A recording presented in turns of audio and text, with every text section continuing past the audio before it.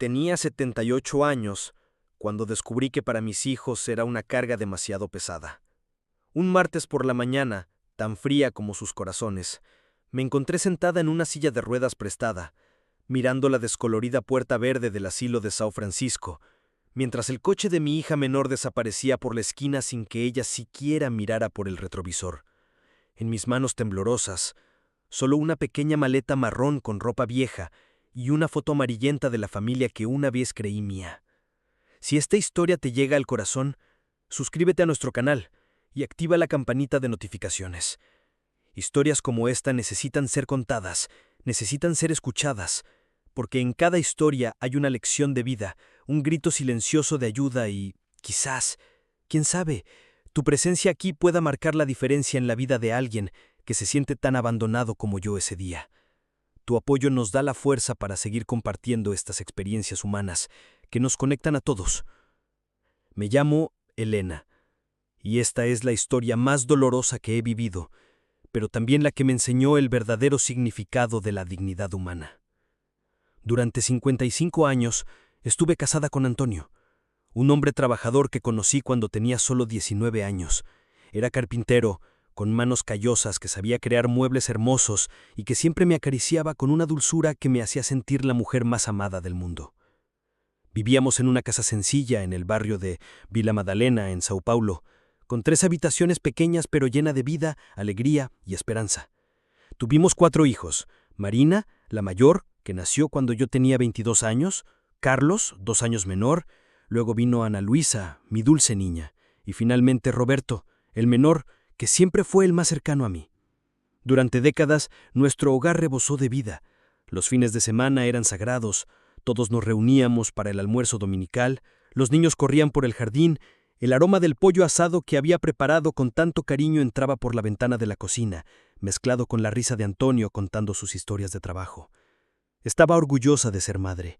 Me despertaba a las 5 de la mañana todos los días para preparar el desayuno, preparar las loncheras y planchar la ropa del colegio. Por la noche, después de un día entero de tareas domésticas, aún tenía energía para ayudar con las tareas, contar cuentos, besar cada moretón y secar cada lágrima. Antonio siempre decía que tenía el don de hacer de nuestra casa un verdadero hogar, y yo lo creía con cada fibra de mi ser. Cuando mis hijos crecieron y se fueron de casa para construir sus propias vidas, sentí un vacío inmenso, pero también una alegría indescriptible al ver cómo se habían convertido en buenas personas.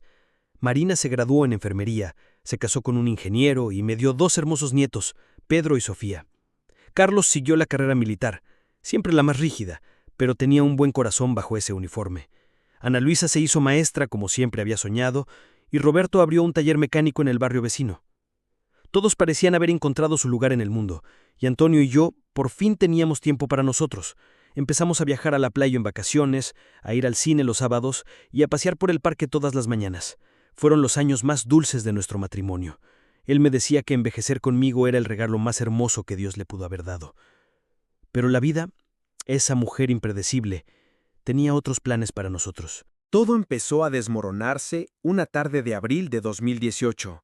Antonio estaba en el patio trasero podando los rosales que tanto amaba cuando de repente gritó mi nombre de una forma que me hizo correr más rápido que en años. Cuando llegué, estaba en el suelo, con una mano sobre el pecho, el rostro contorsionado por el dolor, los labios ya morados. «Elena, creo, es el corazón», fueron las palabras entrecortadas que logró murmurar antes de desmayarse en mis brazos. Llamé al 911, me temblaban tanto las manos que apenas podía marcar los números. Mientras esperaba la ambulancia, me quedé tumbada en el suelo del patio trasero, sosteniendo la cabeza del hombre que había amado durante más de la mitad de mi vida, susurrando oraciones que ni siquiera sabía que aún recordaba, rogándole a Dios que no me quitara a la única persona que realmente me conocía por completo. En el hospital, tras 6 horas de cirugía que parecieron eternas, el médico vino a decirme que Antonio había sobrevivido, pero que su corazón estaba muy débil. Necesitaría cuidados constantes, medicamentos caros y una rutina completamente distinta a la que conocíamos. Durante los 3 meses siguientes, me convertí en su enfermera, cocinera, compañera y cuidadora las 24 horas. Aprendí a tomarle la presión, a organizar una farmacia entera de medicamentos y a cocinar las comidas sin sal que odiaba, pero que necesitaba comer. Dormía siestas cortas, siempre atenta a cualquier sonido inusual que pudiera indicar que se sentía mal. Sus hijos venían de visita los fines de semana, traían flores, se quedaban unas horas, preguntaban cómo estábamos, pero siempre se marchaban aliviados de que no fueran ellos quienes cargaran con la carga. Vi en sus ojos una mezcla de compasión y silenciosa gratitud por mi presencia, ocupándome de todo, como siempre. Entonces, una fría mañana de julio, me desperté y Antonio no respondió cuando pronuncié su nombre. Se quedó ahí, sereno, como si simplemente hubiera decidido que era hora de irse. El médico dijo que había sido durmiendo, sin dolor, que su corazón finalmente descansó, pero mi corazón se rompió en 1000 pedazos en ese instante. El funeral fue muy concurrido. Antonio era querido por todos los que lo conocieron. La iglesia estaba abarrotada, las coronas de flores cubrían la acera, la gente hacía fila para ofrecer sus condolencias. Por un momento me sentí apoyada, rodeada de amor, pero los funerales terminan, la gente vuelve a sus vidas, y la dura realidad de la viudez se instaló en mi casa como un inquilino indeseado. Durante los primeros meses, mis hijos se turnaban para hacerme compañía. Marina venía a casa los miércoles con sus nietos y durante unas horas la casa volvía a cobrar vida. Pedro, que ahora tiene 12 años, me ayudaba a limpiar el jardín y Sofía, de 8, insistía en que le enseñara las recetas de su abuela. Carlos venía los sábados a revisar la casa, siempre práctico, siempre resolviendo cualquier problema que surgiera. Ana Luisa me llevaba recompras y Roberto pasaba casi todos los domingos conmigo viendo los partidos de fútbol que tanto le gustaban a su padre. Pero poco a poco las visitas se hicieron más frecuentes. Marina consiguió un ascenso en el hospital y empezó a trabajar turnos más largos. Carlos fue trasladado a un pueblo pequeño. Sofía se casó y estaba ocupada organizando su nueva vida juntos. Roberto conoció a una novia y empezó a dividir su tiempo entre el trabajo, ella y yo. Yo, por supuesto, siempre salía perdiendo. La casa, antes demasiado pequeña para tanta vida, ahora parecía un océano de silencio y soledad. Hablaba con las plantas, las fotos de las paredes, a veces incluso encendía la televisión solo para oír voces humanas. Las noches eran las peores. Tumbada en la cama que había compartido con Antonio durante décadas, me acercaba a él, esperando encontrar el calor familiar, pero solo encontraba sábanas frías y la brutal conciencia de estar completamente sola. Empecé a tener pequeños lapsos mentales. Dejaba el gas abierto, olvidaba dónde había dejado las llaves, a veces olvidaba si ya había tomado mi medicación para la presión. Nada grave, solo los signos naturales de una mente que lidia con el duelo y el envejecimiento, pero suficientes para hacerme preguntarme si podría seguir viviendo sola indefinidamente. Fue una tarde de diciembre, cuando me resbalé en el baño y me quedé tirada en el suelo durante 2 horas, sin poder levantarme, que me di cuenta de lo vulnerable que era. Por suerte, Roberto apareció para llevarme al médico, una cita de rutina que casi había olvidado, y me encontró allí, con un corte en la frente y completamente conmocionada. «Mamá, podrías haber muerto aquí, ni nos enteraríamos», dijo mientras me ayudaba a incorporarme en la cama. Había genuina preocupación en su voz, pero también algo más. El tono de alguien que empezaba a reconocer una responsabilidad que no quería asumir. A partir de ese día, las visitas de los niños adquirieron un carácter diferente. Ya no venían solo a hacerme compañía, venían a evaluarme, a observarme, a buscar señales de que ya no era capaz de cuidarme sola. Noté las miradas que intercambiaban cuando creían que no los veía, las conversaciones en voz baja en la cocina, la forma en que revisaban discretamente si había tomado mis medicamentos, si la casa estaba limpia, si había comida en la nevera. Marina fue la primera en sugerirme que debería considerar dejar de vivir sola. «Mamá, ya tienes 77 años. No es cuestión de edad, es cuestión de seguridad. Y si pasa algo y no hay nadie que pueda ayudar». Pero, ¿dónde viviría? Ninguno tenía suficiente espacio para acomodarme, o eso decían. La casa de Marina era pequeña y los chicos ya compartían habitación. Carlos vivía lejos ahora. Ana Luisa estaba recién casada y todavía se está adaptando a la vida de casada. Roberto vivía en un apartamento de una habitación y pasaba más tiempo en casa de su novia que en casa. La solución, dijeron, sería vender mi casa y usar el dinero para pagar un lugar adecuado para gente de mi edad. Un lugar donde tengas compañía, actividades y atención médica siempre disponible, explicó Marina, como si me ofreciera unas vacaciones en un resort en lugar de sugerirme que abandonara todo lo que conocía y amaba. Durante los siguientes 6 meses, la presión para tomar una decisión responsable se intensificó. Los niños se organizaron, algo que no hacían desde pequeños, para mostrarme opciones de residencias para personas mayores en la zona. Cada uno traía folletos coloridos, con fotos de personas sonrientes, disfrutando de actividades recreativas, jardines bien cuidados y habitaciones acogedoras. Visitamos 3 lugares diferentes. El primero parecía más un hospital que un hogar. Pasillos blancos y fríos, un fuerte olor a desinfectante y gente apática sentada en sillas de ruedas con la mirada perdida. El segundo estaba mejor organizado, pero tenía una lista de reglas tan extensa que parecía una prisión. Horarios de despertarse, de comer, de visitas y de acostarse. El tercero, el más caro de los 3, era bastante agradable, pero costó casi todo lo recaudado con la venta de la casa. Es una inversión en tu calidad de vida, mamá, insistió Roberto, quien se había convertido en el portavoz oficial de los hermanos en este asunto. Tendrás amigos, actividades, seguridad las 24 horas. Es mucho mejor que estar solo en esa casa. Pero no quería nuevos amigos a los 77 años. Quería mi jardín, donde cada planta tenía una historia.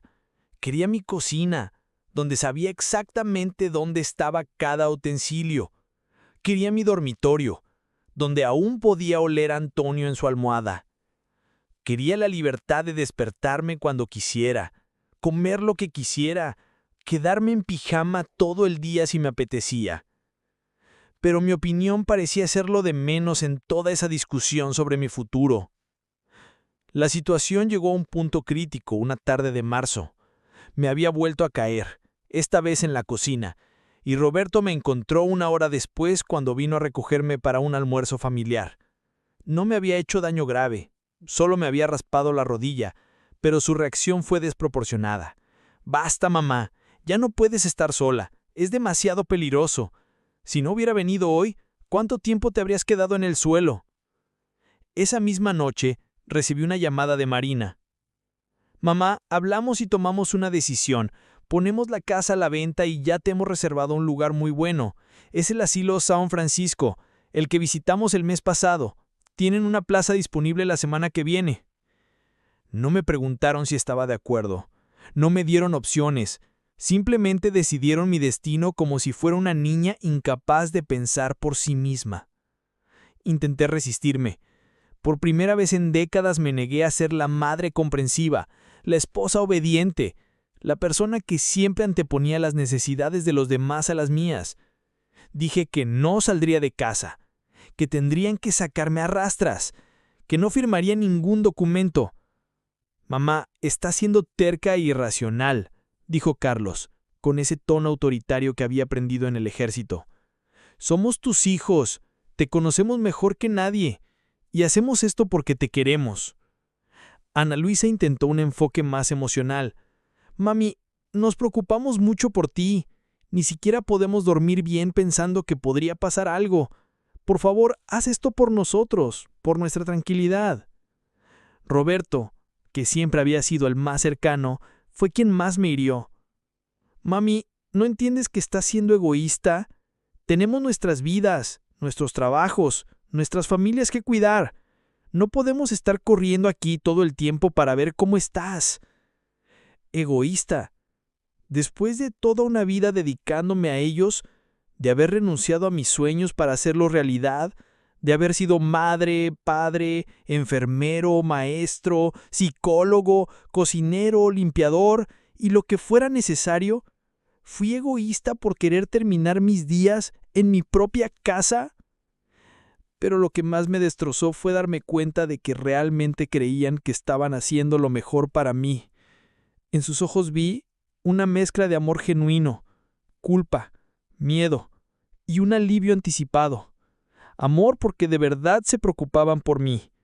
Culpa porque sabían que no podían o no querían cuidarme como yo los cuidaba a ellos. Miedo de que me pasara algo grave y se sintieran responsables. Y alivio por encontrar una solución que los liberara de esa gran responsabilidad. La casa se vendió rápidamente. Roberto conocía a un agente inmobiliario que consiguió un comprador en 2 semanas. El precio era justo, pero cada centavo que recibiera lo usaría para pagar las cuotas de la residencia de ancianos durante los próximos 3 años. Después, dependería de sus hijos para complementar sus ingresos. Durante mis últimos días en la casa, recorría las habitaciones como quien visita un museo de su propia vida. En la sala, recordaba las mañanas de Navidad, cuando los niños bajaban corriendo a ver los regalos que Papá Noel había dejado bajo el árbol. En la cocina, casi podía oír el tintineo de las ollas y sartenes en las cenas dominicales. Las animadas conversaciones, las risas que resonaban en las paredes. En la habitación que compartí con Antonio durante tantos años, me senté en el borde de la cama y lloré como no había llorado desde el día del funeral. Lloré por él, que no estaba allí para defenderme. Lloré por mí misma, que estaba perdiendo no solo un lugar, sino toda mi identidad. Lloré por los niños que se habían convertido en extraños eficientes, organizando mi vida como si fuera un proyecto empresarial. Marina apareció el último día para ayudarme a empacar. Llevé solo una maleta grande y una pequeña, explicándoles que el espacio en la residencia era limitado y que no podía llevar muchas cosas personales. ¿Qué hago con las fotos, mamá? ¿Hay tantas?, preguntó sosteniendo un álbum lleno de recuerdos. Elijan unas cuantas y llévense el resto, respondí, pero por dentro gritaba. Estas fotos son la historia de toda mi vida. ¿Cómo puedo elegir solo unos pocos recuerdos para llevar conmigo?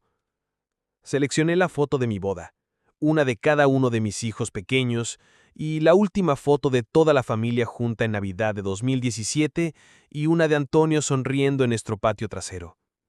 El resto, décadas de cumpleaños, graduaciones, nacimientos, viajes, momentos sencillos del día a día que parecían tan importantes al ser fotografiados, se quedarían ahí para ser desechados por sus nuevos dueños o guardados en alguna caja polvorienta en el ático de alguno de mis hijos. La ropa era otra pregunta difícil. ¿Cómo podría meter un armario entero en 2 maletas? El vestido azul que usé en mi primera cita con Antonio se quedó. El abrigo que me regaló para nuestro 10º aniversario de bodas se quedó. La ropa que compré para las graduaciones de mis hijos se quedó. Empaqué solo lo esencial: unas blusas, 2 pantalones, un vestido para ocasiones especiales, ropa interior y zapatos cómodos. Era un martes gris de mayo cuando Marina llegó en coche para alejarme de mi vida. Roberto le había pedido prestada una silla de ruedas a un amigo, solo para facilitar el transporte, explicó, como si me hubiera convertido en un mueble frágil que requería cuidados especiales. Sentada en esa silla de ruedas en el porche de la casa donde había vivido durante más de 50 años, eché un último vistazo al jardín que había cuidado con tanto cariño. Los rosales estaban en flor, un último regalo de belleza antes de mi partida. El limonero que planté cuando nació Marina estaba cargado de frutos. La menta que usaba para preparar el té de Antonio todas las tardes seguía verde y fragante. «Vamos, mamá, no podemos llegar a tarde», dijo Marina mirando su reloj. Parecía ansiosa por terminar con esto cuanto antes, como si mi partida fuera un procedimiento médico desagradable pero necesario. Durante los 30 minutos de viaje hasta la residencia, intentamos mantener una conversación normal. Marina habló de sus planes para el fin de semana, del trabajo, de lo bien que le iba a Pedro en la escuela. Respondí automáticamente, pero mi mente estaba concentrada en cada calle, cada árbol, cada edificio que pasaba por la ventana, sabiendo que podría ser la última vez que los viera. Cuando llegamos al asilo de San Francisco, mi corazón se aceleró. La puerta verde descolorida que había visto durante nuestras visitas exploratorias ahora parecía la entrada a otro mundo, un mundo en el que no había elegido estar, pero donde me vería obligada a pasar el resto de mis días. Marina detuvo el coche frente a la entrada principal y salió para hablar con la recepcionista. Me senté en el asiento del copiloto, contemplando el edificio de 2 plantas con sus pequeñas ventanas y barandillas blancas, que sería mi nuevo y probablemente último hogar.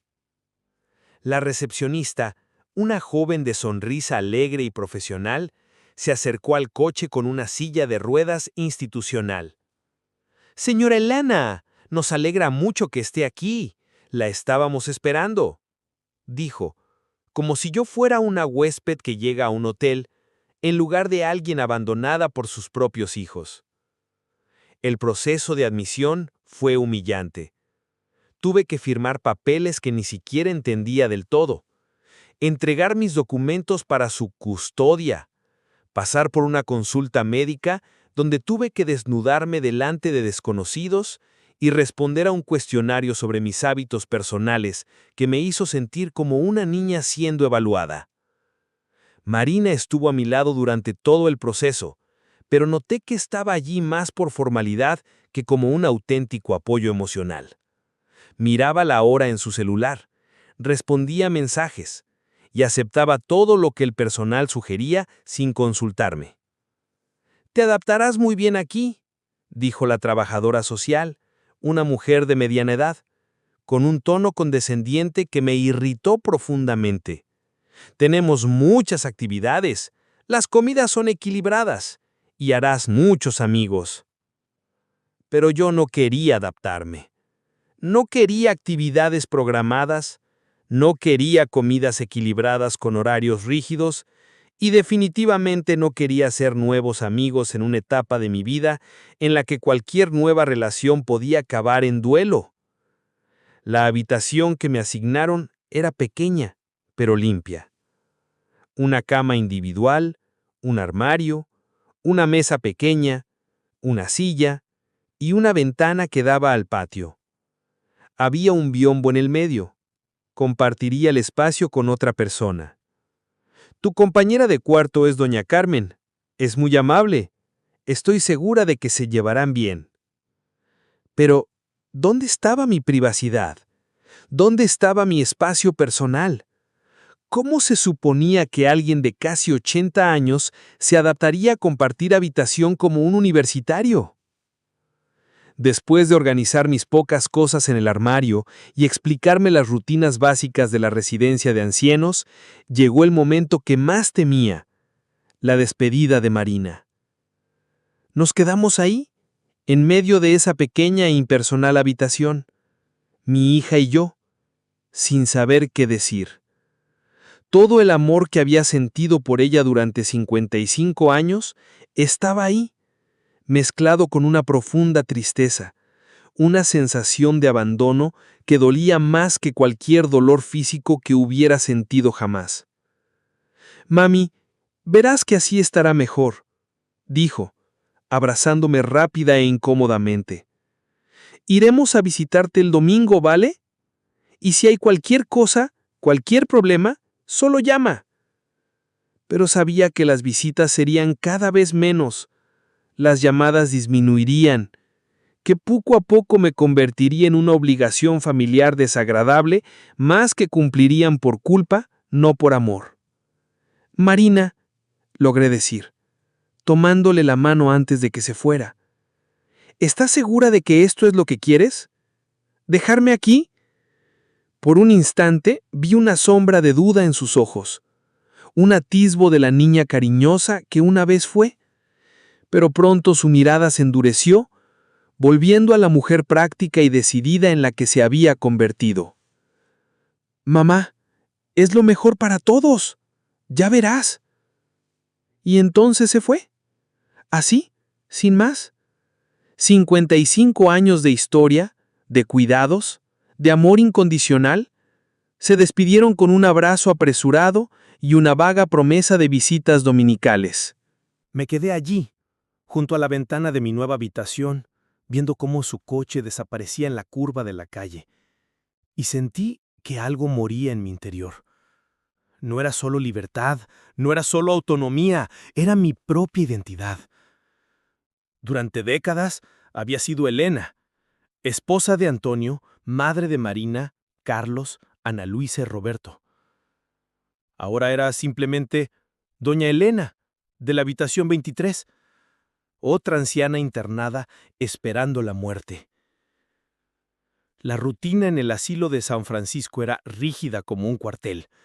Despertarme a las 6 de la mañana con el ruido del personal deambulando por los pasillos, desayunar a las 7 de la mañana en la cafetería común, tomar la medicación a las 9 de la mañana, actividad recreativa a las 10 de la mañana, comer a las 12 del mediodía, descansar hasta las 2 de la tarde, merendar a las 3 de la tarde, otra actividad a las 4 de la tarde, cenar a las 6 de la tarde, tomar la medicación a las 8 de la tarde, apagar las luces a las 9 de la noche.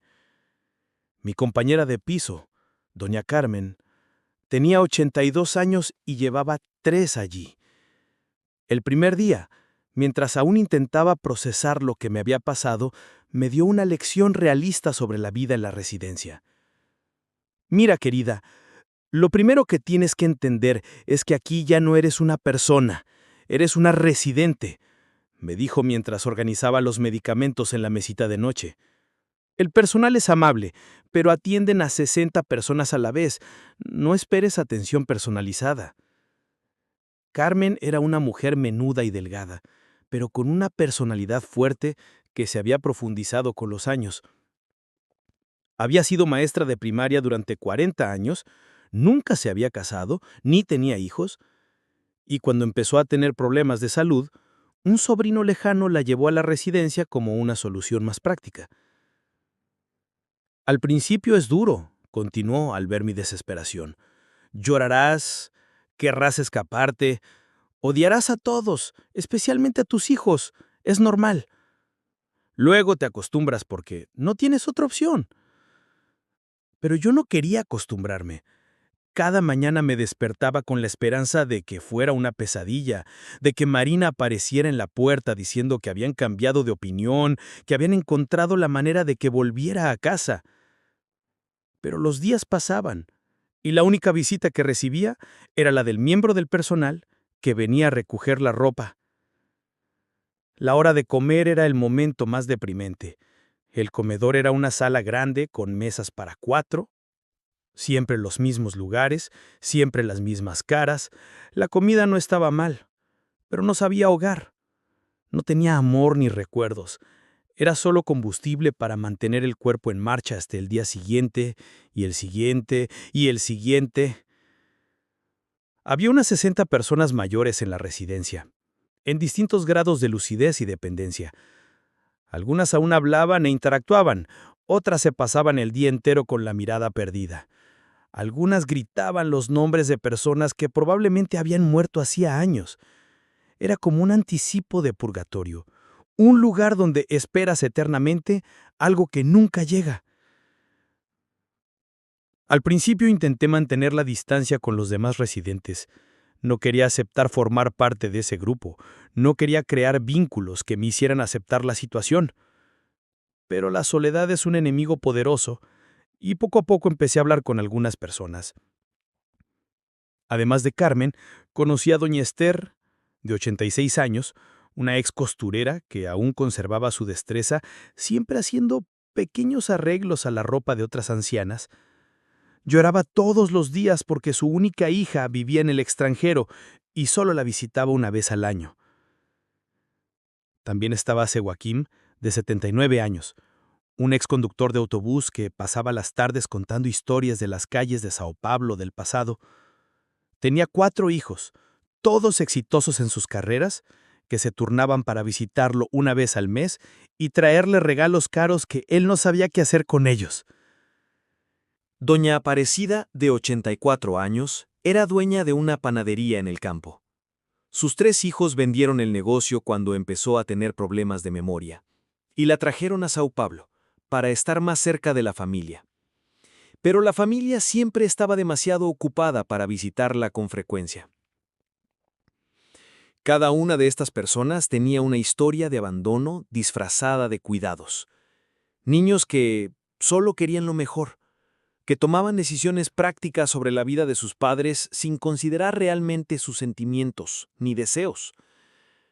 Hablando con ellos, comencé a comprender que mi situación no era única. Formaba parte de un fenómeno social del que a nadie le gusta hablar abiertamente.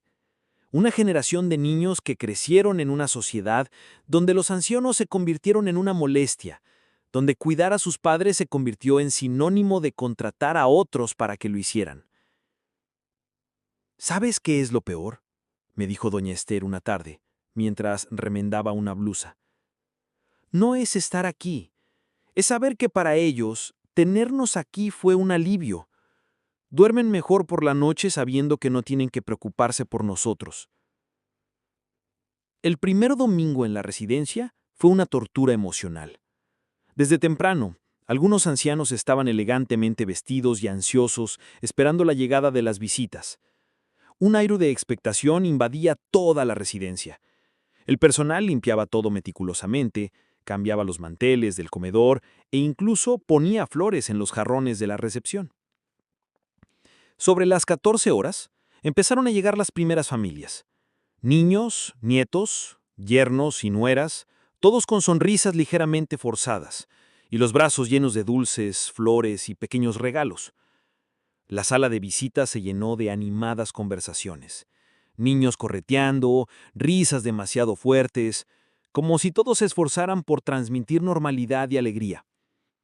Yo estaba sentada en un sillón, junto a la ventana, con mi mejor vestido, peinada por la peluquera voluntaria que venía los sábados, esperando a ver a Marina entrar por la puerta.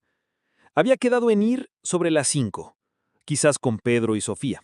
Teníamos una visita normal, como si solo estuviera allí temporalmente. Las 3 p.m. pasaron. Las 3:30 p.m., nada. Las 4 p.m. seguían sin pasar nada.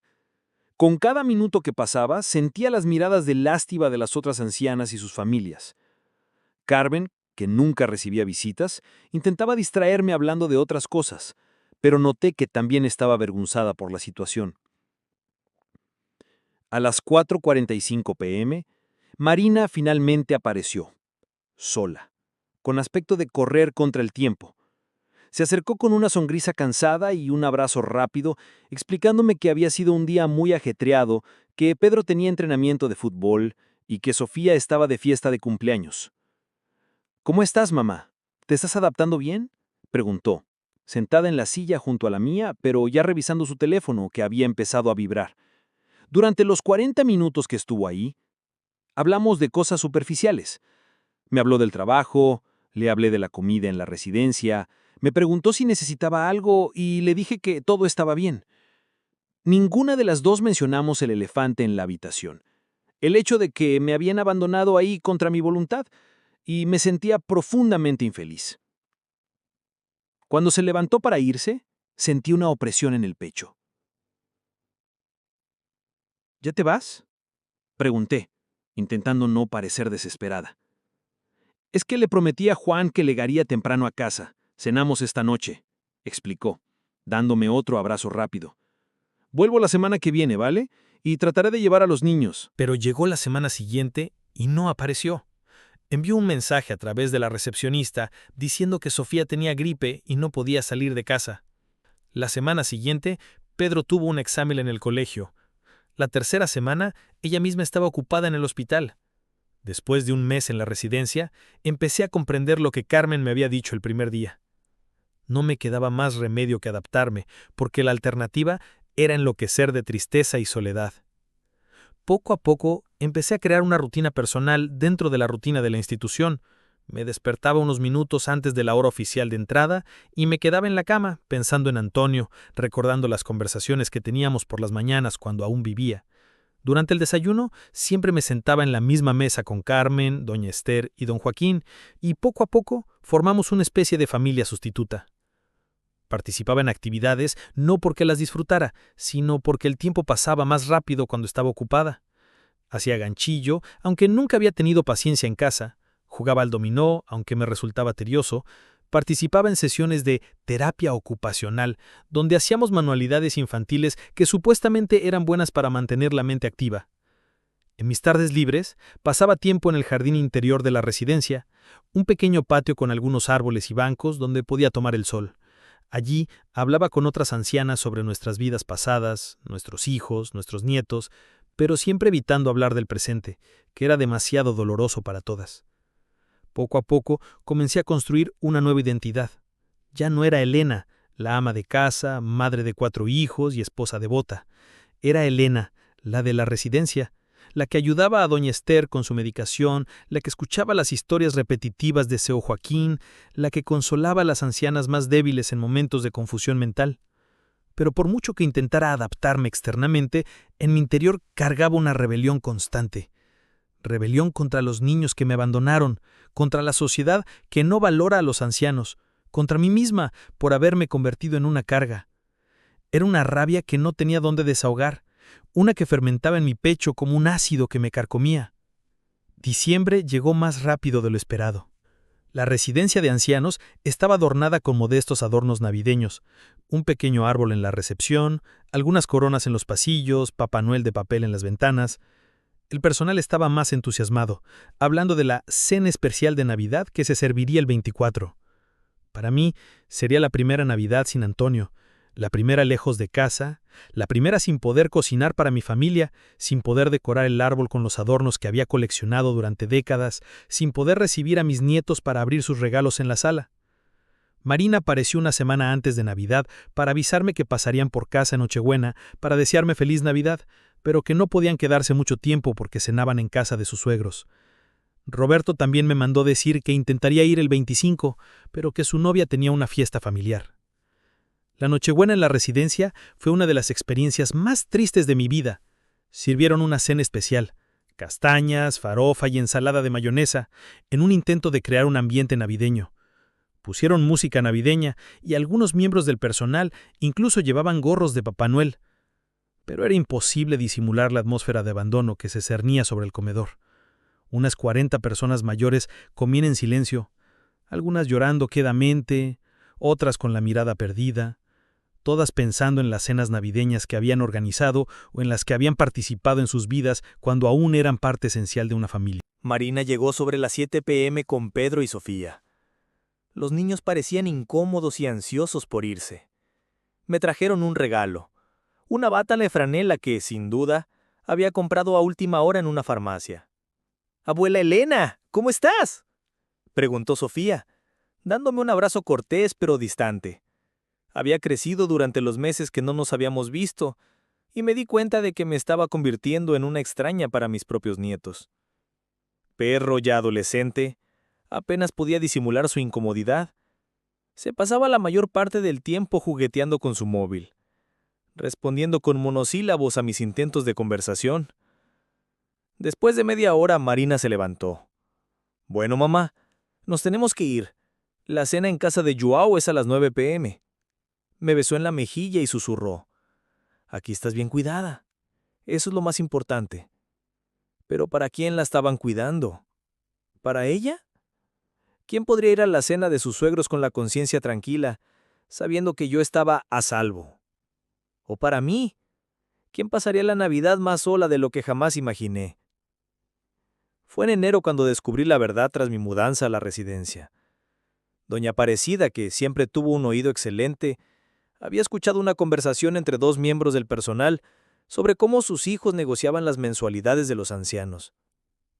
«¿Sabes, Elena?», me susurró mientras tejíamos a ganchillo en la sala de actividades. «Parece que tus hijos se reparten la cuota de la residencia, pero les parece demasiado cara». Se me heló la sangre. «¿Qué quieres decir, Aparecida?». La enfermera jefe le estaba contando a la trabajadora social que Marina vino la semana pasada a preguntar por residencias más económicas en la zona. Dijo que no saben si podrán tenerte aquí mucho tiempo. Esa información me dio un puñetazo en el estómago. Así que no se trataba solo de seguridad y atención médica. Era un problema económico. Me había convertido en un gasto incómodo que querían reducir aún más. Esa noche no pude dormir. Me quedé en la cama repasando cada conversación que había tenido con mis hijos durante los últimos meses, buscando señales que había pasado por alto. Y las señales estaban ahí. Las preguntas sobre cuánto dinero había ahorrado, las prisas por vender la casa, la insistencia en elegir la residencia de ancianos más barata entre las opciones que se presentaban. Durante décadas había ahorrado cada centavo con el objetivo de dejarles una herencia. Compraba ropa usada para ahorrar, cocinaba mi propia comida en lugar de comer fuera, nunca gastaba en cosas innecesarias. Y ahora ese dinero que se suponía que sería mi seguridad en la vejez, Se estaba utilizando para mantenerme alejada de ellos, y aún así seguían pensando que era demasiado caro. El domingo siguiente, cuando Marina vino de visita, 2 semanas después de la prometida visita semanal, decidí hablar con ella directamente. Marina, necesito hablar contigo de algo, le dije en cuanto nos sentamos en la sala. ¿Estás pensando en mudarme a un lugar más barato? Estaba visiblemente avergonzada, mirando a su alrededor como buscando una salida. Mamá, ¿de dónde sacaste esa idea? No me mientas, Marina. Después de todo lo que ha pasado, al menos trátame con honestidad. Suspiró, adoptando la postura cansada de quien está a punto de explicar algo obvio a alguien que no lo entiende. Mamá, las cuotas mensuales aquí son muy altas. Nos esforzamos mucho por pagarlas, pero no podemos mantenerlas indefinidamente. Hay lugares más sencillos que ofrecen la misma atención. ¿La misma atención? Solté, olvidando que estábamos en un lugar público. ¿Quieres meterme en un lugar aún peor que este? ¿Es eso? Algunas personas se giraron para ver nuestra discusión. Marina estaba mortificada. «Mamá, baja la voz. Estás armando un escándalo». «Lo que me has hecho es un escándalo. Me sacaste de casa, me tiraste aquí y ahora quieres tirarme a un sitio aún peor porque cuidarme es demasiado caro». Marina se levantó, cogió su bolso y, con voz fría, dijo: «Hablaremos de esto cuando estés más tranquila».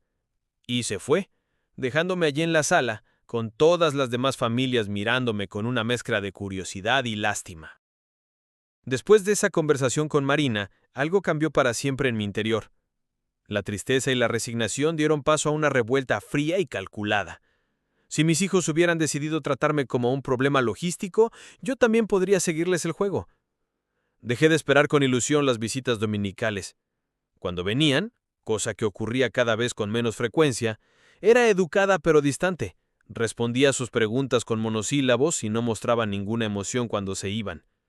Si querían librarse de la culpa con visitas rápidas y superficiales, no iba a ponérselo más fácil. Empecé a interesarme más por la vida de las demás ancianas de la residencia. Descubrí que doña Esther había sido una costurera muy talentosa y que aún recordaba técnicas complejas. Seu Joaquín tenía una memoria increíble para las fechas y los acontecimientos históricos. Carmen sabía jugar al ajedrez y había leído más libros que nadie que yo conociera. Estas personas, a quienes la sociedad había tachado de improductivas e incómodas, aún tenían mucho que ofrecer. Poseían historias fascinantes, conocimientos únicos, experiencias vitales que eran verdaderos tesoros. Pero ya nadie se interesaba por estos tesoros.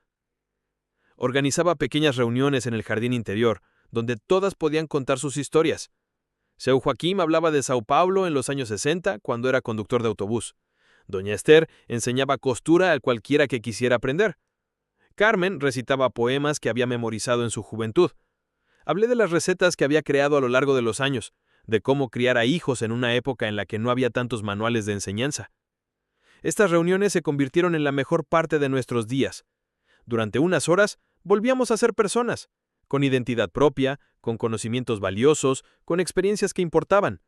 Ya no éramos solo cuerpos envejecidos esperando la muerte. Éramos bibliotecas vivientes, museos ambulantes de un tiempo que desaparecía. Algunos empleados más jóvenes empezaron a participar en nuestras reuniones. Les fascinaban nuestras historias, hacían preguntas y anotaban recetas y consejos que daba doña Esther. Una de ellas, Julia, una enfermera de 28 años, me dijo: «¿Sabes tantas cosas interesantes? Es una pena que tu familia ya no se beneficie de esto». En marzo, 3 meses después del episodio navideño, Roberto apareció solo, un jueves por la tarde. No era día de visita, y su expresión no podía ocultar la incomodidad de la conversación que estaba a punto de tener conmigo. «Mamá, tenemos que hablar de algo importante», dijo en cuanto nos sentamos en la sala. «Encontramos un lugar muy bueno, más sencillo que este, pero se ajustará mejor al presupuesto familiar». Lo dejé hablar sin interrumpirlo. Quería saber hasta dónde llegaría con esa justificación. «Mira, mamá, aquí son 4,000 reales al mes. Allá serían 2,500 reales. La diferencia es grande, y podríamos usar esos ahorros para otras cosas que necesites». «¿Qué otras cosas, Roberto?». Tartamudeó un poco, claramente sin haber encontrado una respuesta convincente a esa pregunta. No sé, ropa nueva, médicos privados si es necesario. Guarulhos estaba a más de 1 hora de Sao Paulo en medio del tráfico. En la práctica, me trasladarían a un lugar aún más lejos de mi familia, donde las visitas serían aún más escasas e incómodas. Y todo esto para ahorrar 1.500 reales al mes, menos de lo que Roberto gastaba cada mes en gasolina para el coche. ¿Y si no quiero ir a Guarulhos? Mamá, tienes que entender que estamos haciendo un gran esfuerzo para pagar este lugar. Tengo el taller que no va muy bien, Marina tiene que pagar la hipoteca, Carlos tiene sus hijos en un colegio privado. No podemos seguir gastando más de lo que tenemos. Lo entiendo, dijo, y de verdad que lo entendía. Entendía que me había convertido en un gasto incómodo que había que optimizar. Él comprendía que mi bienestar emocional valía menos que los ahorros mensuales del presupuesto familiar. Yo comprendía que para ellos no había diferencia entre una residencia de ancianos en Sao Paulo y una en Guarulhos, porque, de todas formas, no pensaban visitarme a menudo. «Podemos ir a visitarla la semana que viene, si quieres», me ofreció Roberto, como si me hiciera un gran favor. «No hace falta», respondí. «Si ya lo has decidido, sigamos adelante». Parecía aliviado de que no hubiera montado un escándalo, de que no hubiera llorado, de que no hubiera rogado por quedarme. No se había dado cuenta de que ya había superado esa etapa. Ahora estaba en una fase diferente, la de la fría aceptación de la realidad. El traslado a la residencia de ancianos en Guarulhos tuvo lugar una mañana lluviosa de abril. El mismo ritual humillante. Empacar con lo mínimo necesario, firmar papeles, someterme a una nueva evaluación médica y ver una nueva habitación aún más pequeña que la anterior. La residencia de ancianos Santo Antonio era notablemente más sencilla que la de San Francisco. Los pasillos eran más estrechos, las habitaciones más pequeñas, había menos personal para atender a más personas mayores y la comida era más básica.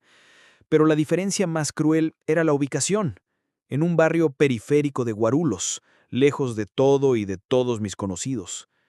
Mi nueva compañera de piso era doña Rosa, de 89 años, que había sufrido un derrame cerebral y tenía dificultades para hablar. La habitación no tenía ventana al exterior, solo una abertura que daba al pasillo interior. Era como estar en una prisión. Durante los primeros días extrañé a los amigos que había hecho en la residencia anterior. Carmen, doña Esther, seu Joaquín, se habían convertido en mi familia elegida y ahora estaba solo de nuevo, teniendo que empezar de nuevo el proceso de adaptación en condiciones aún peores. Marina vino a visitarme 2 semanas después de la mudanza. No un domingo, sino un jueves en la tarde, porque era más fácil evitar el tráfico.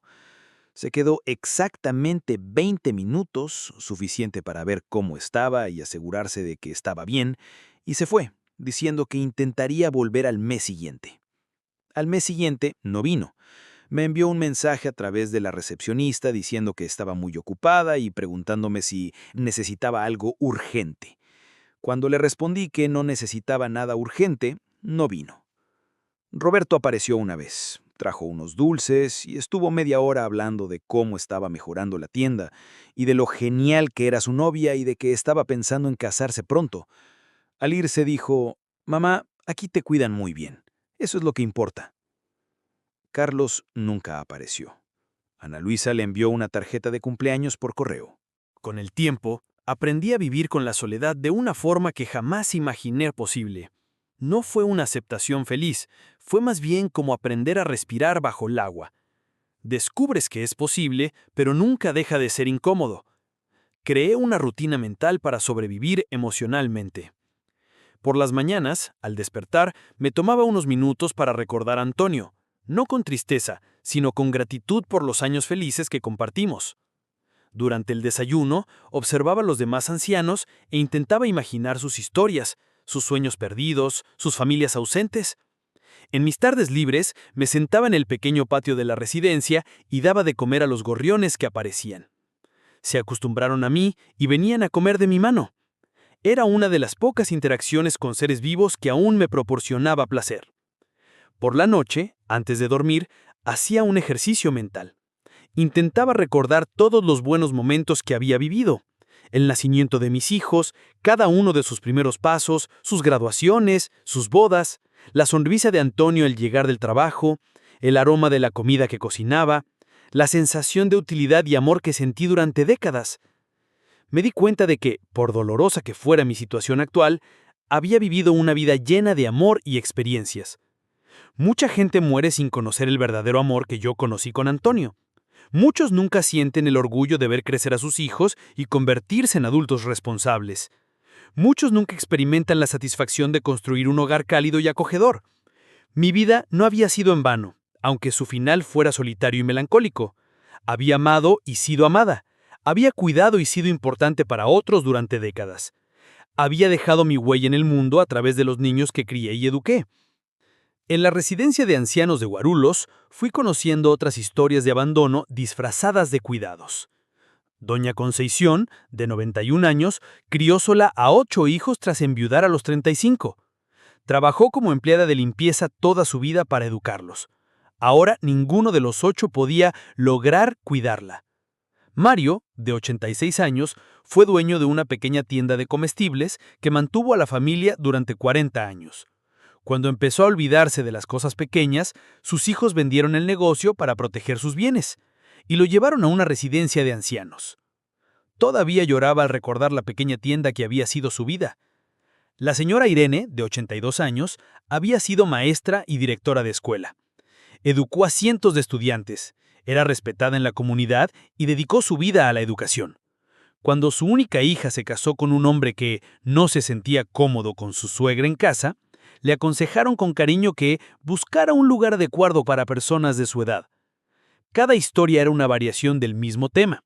Personas que dedicaron su vida a sus familias, que se sacrificaron por sus hijos, que construyeron todo pensando en el bienestar de las generaciones futuras y que finalmente fueron desechados como muebles viejos que ya no encajaban en la nueva decoración.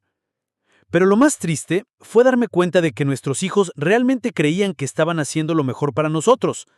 No eran monstruos insensibles. Eran producto de una sociedad que enseña que el amor se demuestra con dinero y atención externa, no con presencia personal y dedicación. Una tarde de agosto, casi un año después de llegar a la primera residencia de ancianos, decidí escribirles una carta a mis hijos. No para enviarla, sabía que no serviría de nada, sino para ordenar mis pensamientos y sentimientos. Queridos hijos míos, no sé si lo recuerdan, pero cuando eran pequeños y hacían algo malo, les preguntaba, ¿cómo se sentirían si alguien les hiciera eso? Era una forma de enseñarles empatía, de ayudarles a comprender que nuestras acciones afectan a los demás.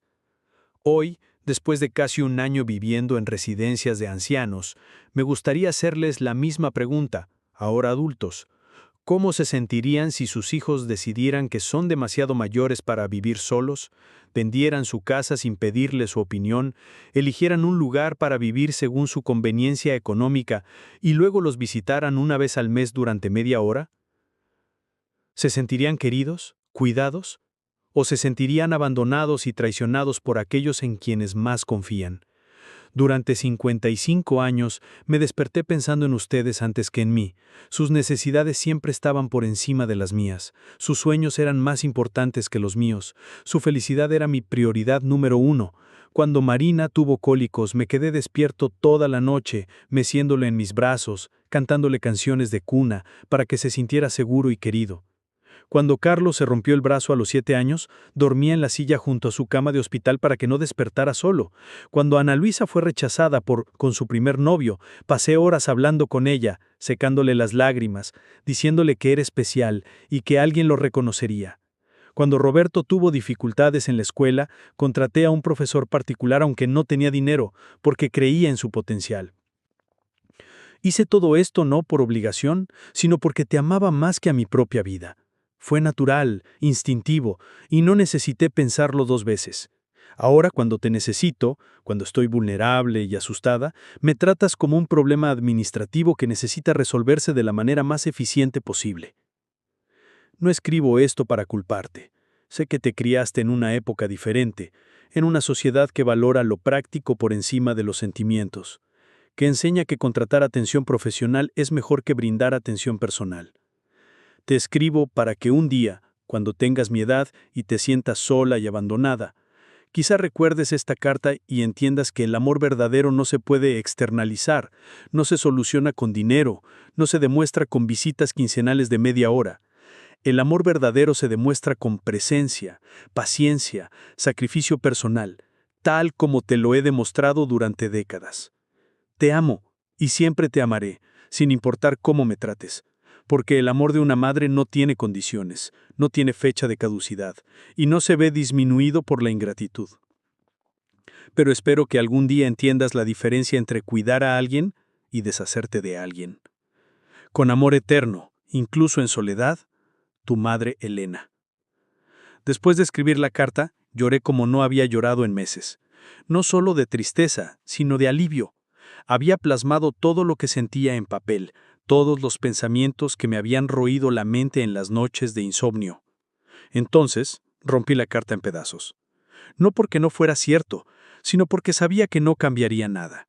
Mis hijos seguirían convenciéndose de que habían hecho lo mejor por mí, y yo seguiría viviendo con el dolor del abandono disfrazado de cuidados.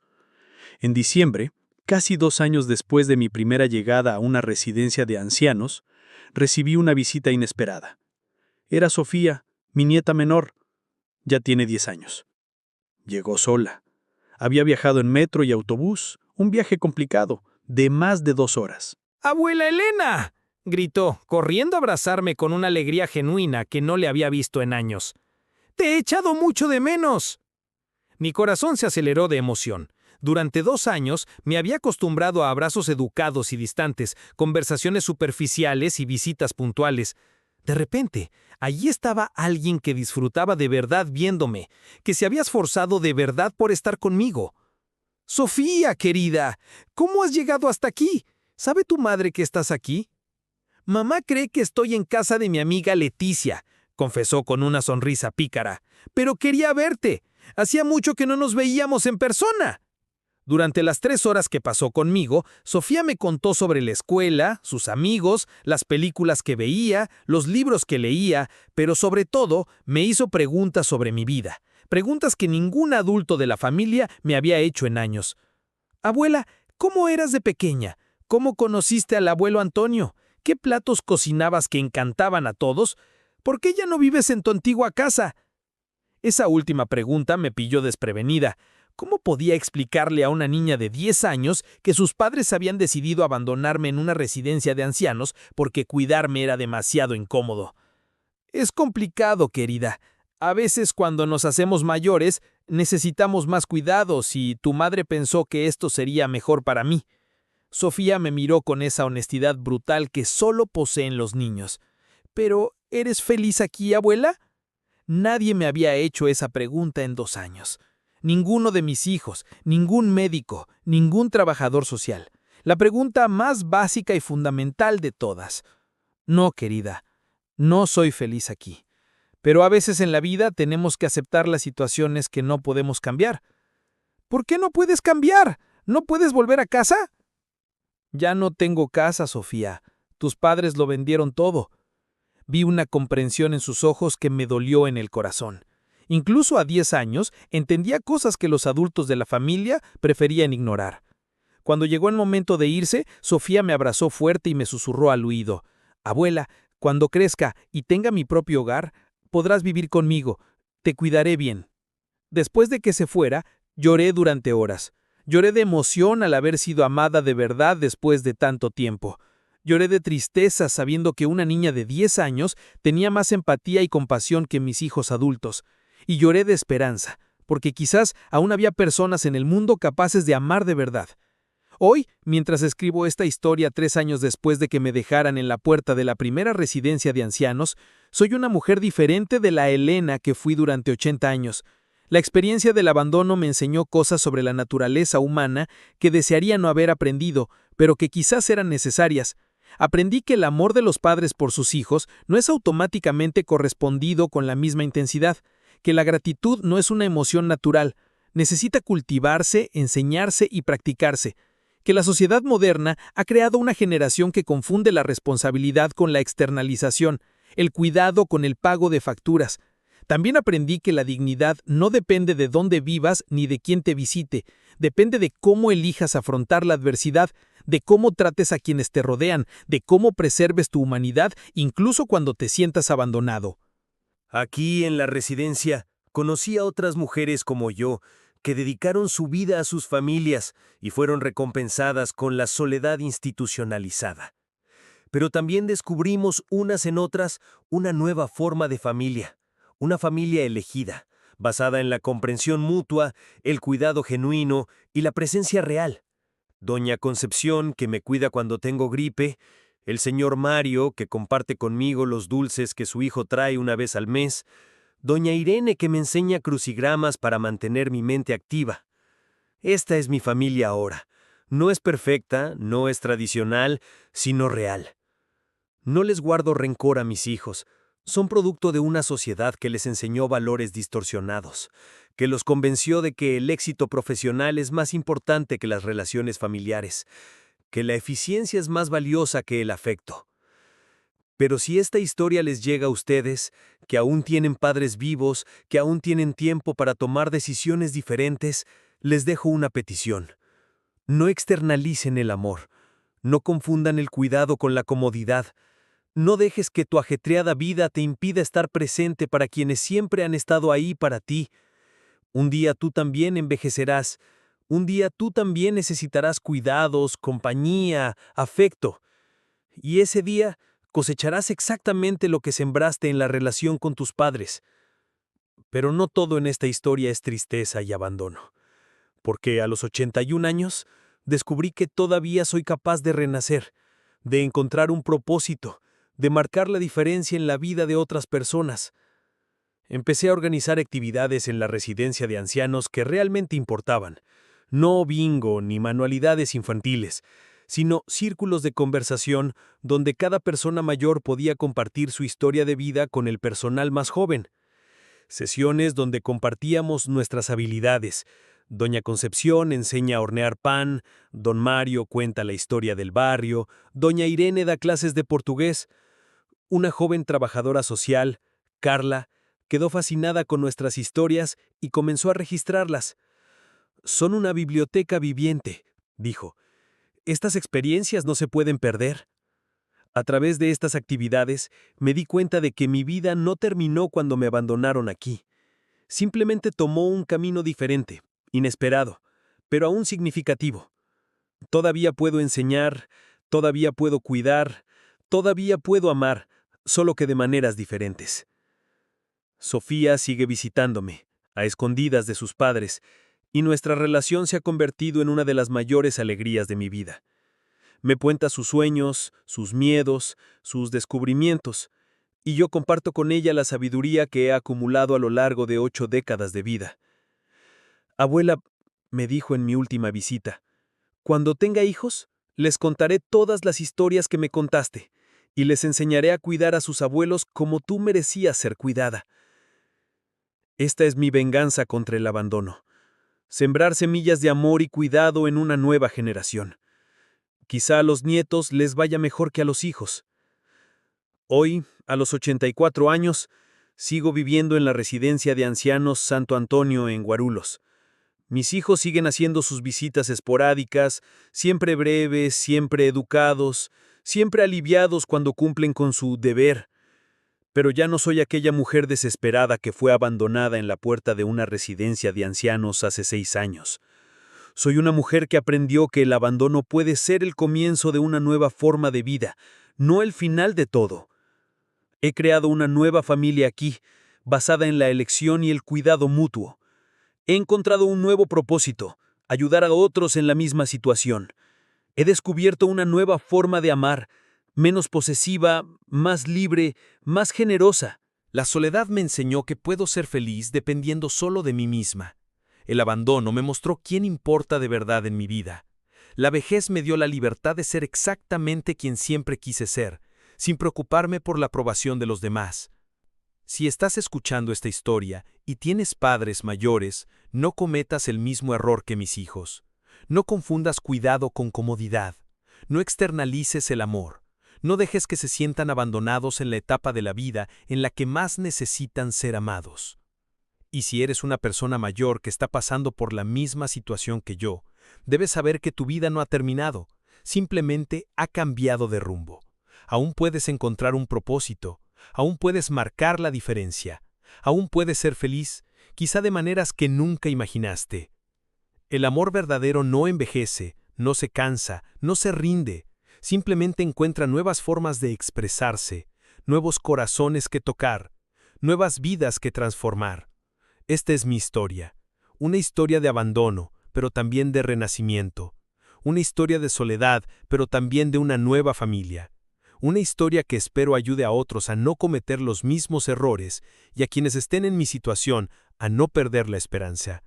Porque al final, no importa dónde estemos ni quién nos abandonó, lo que importa es cómo elegimos vivir con dignidad, amor y propósito, incluso cuando todo parezca estar en nuestra contra. Me llamo Elena, y esta es la historia de cómo descubrí que es posible renacer a los 80 años. Si esta historia te conmovió, si reconociste a tu propia familia en esta narración, o si conoce a alguien que esté pasando por una situación similar, te pido que te suscribas a nuestro canal y actives la campanita de notificaciones. Historias como la de Elena necesitan ser contadas, necesitan resonar en los corazones y las mentes porque son más comunes de lo que nos gustaría admitir. Deja un comentario diciéndonos desde dónde estás viendo este video, Brasil, Portugal o cualquier otro lugar del mundo donde nos conecte el portugués. Por favor, háganos saber si conoce una historia similar, si tiene padres ancianos que necesitan cuidados o si esta narración le hizo reflexionar sobre sus propias relaciones familiares.